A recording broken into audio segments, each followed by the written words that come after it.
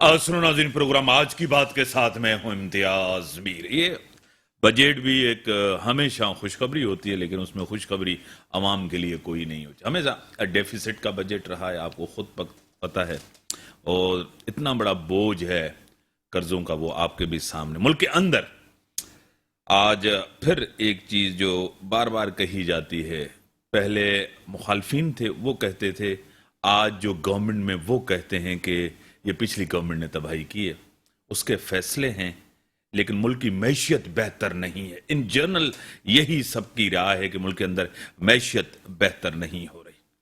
Petrol महंगा, सब चीज़ें महंगी हो जाती है ऑटोमेटिकली अगर पेट्रोल महंगा हो जाए। मुल्क के अंदर खान साहब फिर भी कहते हैं कि इलेक्शन जल्दी हो, वाहिद हल यही है कि फ्रेश मैंडेट की तरफ आए।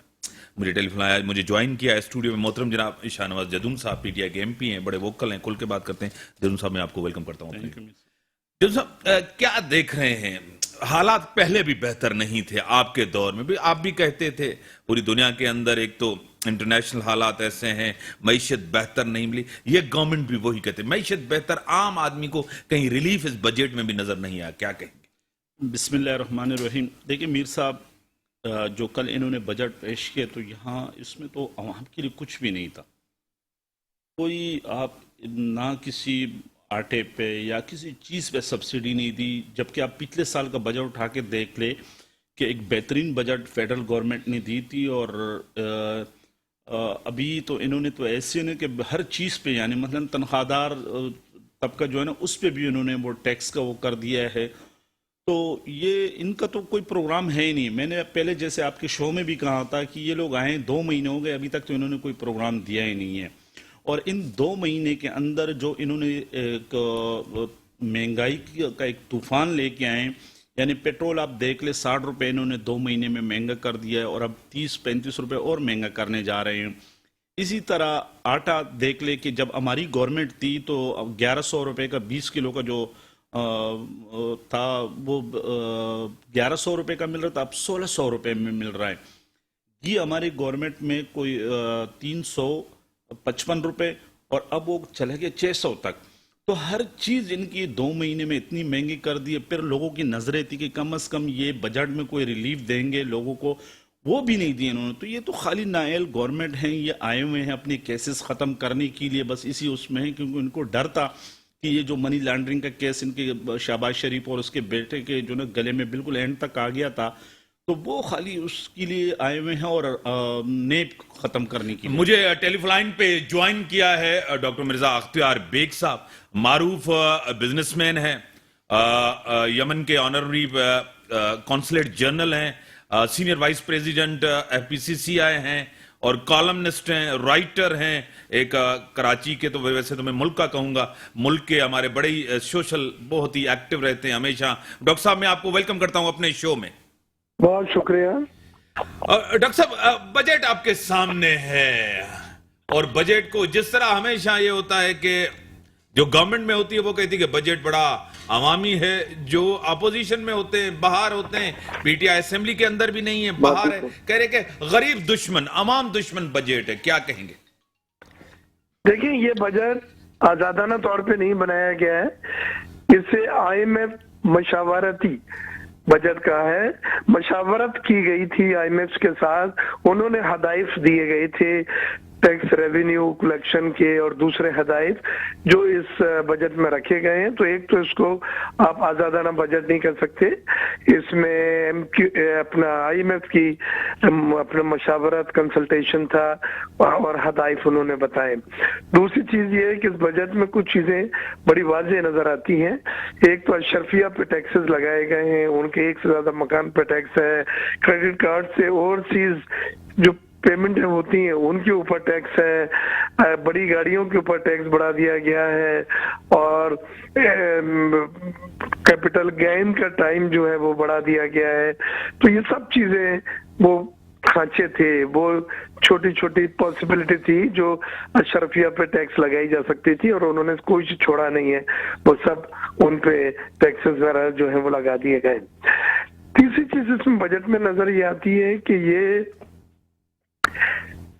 रियल एस्टेट सेक्टर जो पीटीआई की हुकूमत में बूम कर रहा था, क्योंकि उन्होंने उसको मराद दी थी और उसके बाद वो समझते थे कि उस सेक्टर से हमारी माशी तरक्की होगी, ये बजट में उस सेक्टर पे टैक्सेस लगाए गए। ज्यादातर टैक्सेस रियल एस्टेट बिल्डर्स, आबाद बहुत नाराज है, उन्होंने लगाए हैं और वो चाहते हैं कि अब सरमायाकारी जो है रियल एस्टेट से सनत की तरफ शिफ्ट हो जाए। पहले सनत से रियल एस्टेट पे गई थी पीटीआई की हुकूमत में, अब ये नई जो पॉलिसियां लाए हैं, ये चाहते हैं कि real estate non productive investment कहलाता है, वो चाहते हैं सनतकारी में लगे जिसमें नए मुलाजमतों के मौके हों, एक्सपोर्ट बढ़े, सनतें लगे वगैरह। तो ये भी इस बजट में एक बड़ा चीज है। दूसरे, इस बजट में माशी तरक्की को कम करने का कहा है। ये बड़ी अजीब बात है, माशी तरक्की को बढ़ाया जाता है हर साल। जैसे इस बार अगर 6 हुई है तो आइंदा साल 7 रखते हैं, लेकिन पहली बार ऐसा हुआ है कि IMF के कहने पे माशी तरक्की को 6 से 5 कर दिया गया। और उसकी वजह उन्होंने ये कही है कि आपकी जब माशी तरक्की ज्यादा तेज होती है तो आप ज्यादा इंपोर्ट करते हैं, आप फर्नेस ऑयल मंगाते हैं, आपका इंपोर्ट बिल बढ़ता है, फिर बिजली आप बनाते हैं और उस वो महंगी बिजली से आपका गर्दिशी कर्जे बढ़ रहे हैं, फिर आपका तिजारती खसारा और करंट अकाउंट खसारा जो है वो रिकॉर्ड हद तक बढ़ गया है। लिहाजा आप इकोनॉमी को ठंडा करें, कंसोलिडेट करें और 1% इकोनॉमी को कम कर दें। यानी इस जो नए साल आने वाला है उसका बजट उन्होंने 5% रखा है 6 के बजाय। ये बड़ी नई चीजें हैं जो बजट में नहीं थी। सोलर पैनल पे सेल टैक्स खत्म कर दिया गया, ये मेरी थी तजवीज, मैंने दी थी प्राइम मिनिस्टर साहब को भी और वजीर खजाना को भी और वजीर जो तिजारत है उन्हें भी, क्योंकि मैंने देखा था तुर्की में कि जितने गीजर हैं घरों में उनके जो सोलर पैनल पर हुए हैं, वहां इजाजत ही नहीं है कि आप गीजर को गैस से या बिजली से चलाएं। तो इस तरह की पॉलिसी बनाए तो आपका लोड शेडिंग खत्म हो जाएगी। तो चलें, ये अच्छी बात है कि उन्होंने सोलर पैनल पे जीएसटी हटा दिया। अब आप आए, एक आम आदमी को क्या मिला है? सिर्फ 15% तनख्वाहों में इजाफा और 5% पेंशन। लेकिन महंगाई जो इन्होंने 13% तक पहुंचा दी है, वो अब ये कह रहे हैं नेक्स्ट ईयर 11.4 हो जाएगी। मैं नहीं समझता है मुमकिन है। महंगाई इसके ऊपर जाएगी, 16-15% के ऊपर जा सकती है।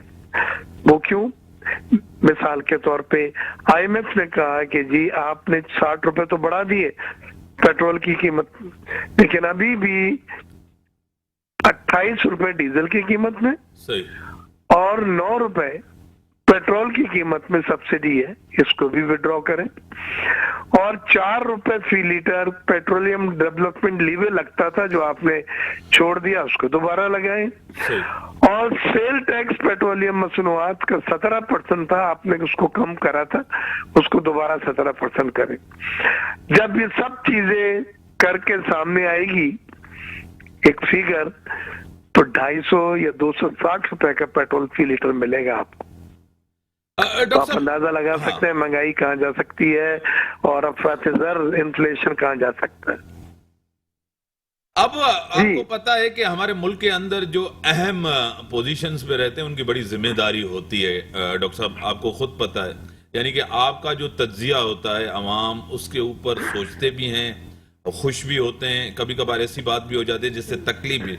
जिसे उमर अयूब साहब ने अभी जो कहा है, उमर अयूब साहब ने कहा है कि पेट्रोल आपका तकरीबन 310 रुपए फी लीटर होगा और बिजली का फी 40 रुपए तक हो जाएगा।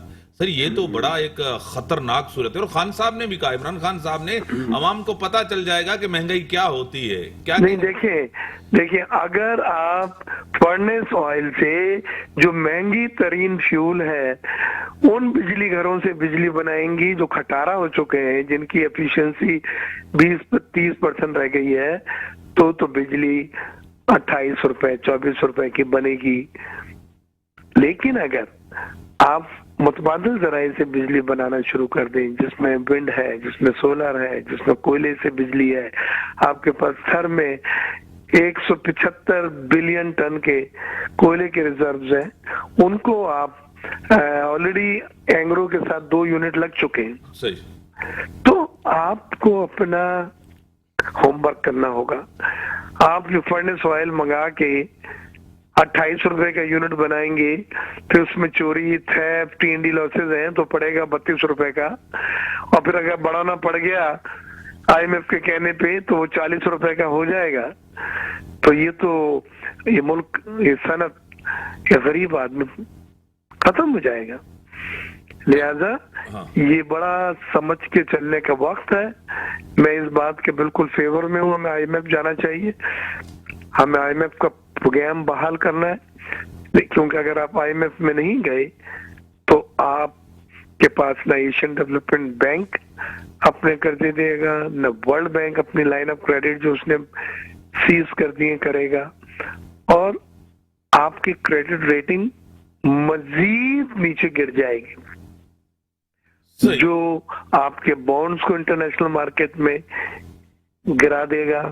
ये सब चीजें मुंसलिक है एक दूसरे से।